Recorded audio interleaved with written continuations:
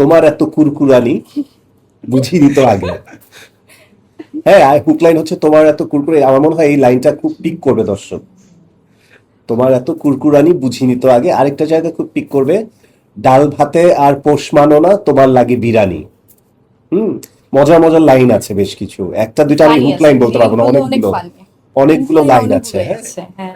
ডাল ভাতে আর পোষ মানো না তোমার লাগে বিরানি, এরকম এরকম অনেকগুলো লাইন আছে। এই গানটা কি লোকসঙ্গীতের থেকে কোনো না, মিল আছে কিনা লোকসঙ্গীত বা একেবারেই না, এটা একটা মডার্ন ফোক ফিউশন। হ্যাঁ, লোকসঙ্গীত বলা যাবে না পুরোপুরি, কারণ এটাতে এত বেশি মেলোড্রামা, এত বেশি মেলোডি বা এত বেশি মডার্ন ব্যাপারগুলোকে ইনক্লুড করা হয়েছে। ওদের মিউজিকের ভাষা এগুলো কি বলে আমি জানি না, সেগুলোকে ইনক্লুড করা হয়েছে। আমার মনে হয় যে গানটা একটা অন্যরকম টেস্ট পাবে, আচ্ছা ভাই, অন্যরকম টেস্ট আমরা পাবে। ইতিপূর্বে আপনাকে মডেলে দেখলাম, মিউজিক ভিডিওতে দেখলাম, এখন ফিল্মে দেখছি। ইন ফিউচার আপনার কি প্লেব্যাক সিঙ্গিং এর কোনো পরিকল্পনা আছে কিনা? না, সিঙ্গিংটা আমি মনে করি অনেক বড় একটা গুণ।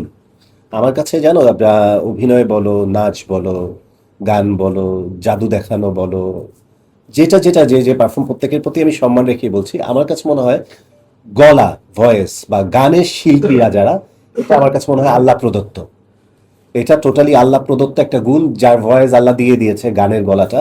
এটা আসলে চাইলেই কেউ প্লেব্যাক সিঙ্গার হয়ে যায় না বা গান গাইতে পারে না।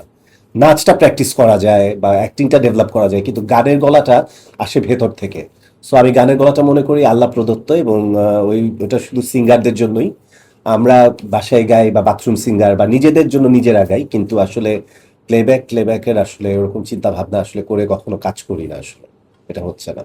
হ্যাঁ, এই মিউজিক ভিডিওর জন্য আপনার কতদিন আই থিংক ডান্স প্র্যাকটিস করা লেগেছে? হ্যাঁ হ্যাঁ, আমি প্রচুর শ্রম দিয়েছি, এটা রিহার্সাল করেছি আমি। কতদিন ভাইয়া? লাস্ট 3 to 4 days আমি টোটালি এই নাচ নিয়েই ছিলাম, কারণ পুরোটা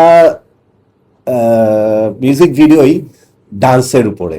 হুম, গত নাচের যে ব্যাপারটা আমার ভাইরাল হলো, আপনাদেরকে আজকে এটা বলার জন্য বলছি, ওটা আসলে আমার কোনো নাচ ছিল না, ওটা আমার একটা টোটালি স্টেজ ড্রামা ছিল, যেটাতে আমি নাচের ভঙ্গিমায় প্রত্যেকটা এক্সপ্রেশনকে আমি ফুটিয়ে তোলার চেষ্টা করেছি, কিন্তু সেটা নানান রকম ব্যাখ্যা আখ্যা বা অনেকভাবেই পজিটিভলি নেগেটিভলি তর্ক বিতর্ক হয়েছে। But that was not dance. আর I am not classical dancer. Classical ডান্সারদের বা যারা অনেক প্রথিতযশা নৃত্যশিল্পী, তাদেরকেই বলছি, তাদের এত চিন্তা করার বা এত বেশি দুশ্চিন্তা করার কিংবা মন্তব্য করার কিছু নেই, অত বড় দুঃসাহস আমার নেই, কারণ আমি ওই ক্লাসিক্যাল নাচের কি বলে তালিম নেইনি, সো ওই নাচ আমি নাচতে যাইনি। আপনাদের এই জায়গাটা একটু ভুল আছে, তবে আপনাদের প্রত্যেকের মন্তব্য বা প্রত্যেকটা জিনিসই আমি খুব চমৎকারভাবে নিয়েছি। এবং সেটার পরেই আমি কিন্তু আপনারা জানেন, আপনাদের সাথে আমার দেখা সাক্ষাৎটা একটু কমে গিয়েছে, কারণ আমি গত মাসে সেই নাচের পরে আমি আর কোনো অনুষ্ঠানে যাইনি। আমি সব অনুষ্ঠান থেকে নিজেকে গুটিয়ে ফেলেছি। এটা আমার একটা ডিসিশন ছিল, এবং আমি আপনাদেরকে আজকে ক্লিয়ারলি জানিয়ে দিলাম। ওটার পরে আসলে আমার আর কোনো অনুষ্ঠানে আর ইচ্ছে করছিল না। যাব আবার যখন ইচ্ছে হবে, এবং যারা আমাকে খুব অনার করে নিবে, 10টার মধ্যে 1-2টা প্রোগ্রামে যাব। আমার সেই নাচের পরে আমি এরপর আপনাদের সাথে দেখা করেছি গুলশানের চামেলির মহরতে। এরপরে আমি দেখা করেছি আজকে আমি তো সবই জানিস প্রেস মিটে। সো এরপরে দেখাটাও হবে এরকম বড় কোনো পরিসরে। সো আমি অন্যান্য যে অ্যাক্টিভিটিসগুলো, সেই জায়গাগুলো থেকে সরে এসেছি, কারণ আমি আমার সাথে নিজের বোঝাপড়া করেছি, এবং আমার কাছে মনে হয়েছে যে না, আমার অডিয়েন্স আমার কাছে অনেক বড়। আমার অডিয়েন্স আমার কাছে যা চায়, আমার আসলে তাদেরকে সেটাই দেওয়া উচিত। অতিরঞ্জিত অনেক কিছুই আমাকে আসলে ত্যাগ করতে হবে। আর অনেক বেশি দায়িত্ব বেড়ে গেছে, যেহেতু মানুষ এখন আমাকে চেনে জানে এবং ভালো মন্দ নিয়ে কথা বলে। সো আমি আসলে চাইলেও তাদেরকে কথা বলার সুযোগ করে দিতে পারি, আবার চাইলে এগুলো থেকে নিজেকে সেফ রাখতে পারি।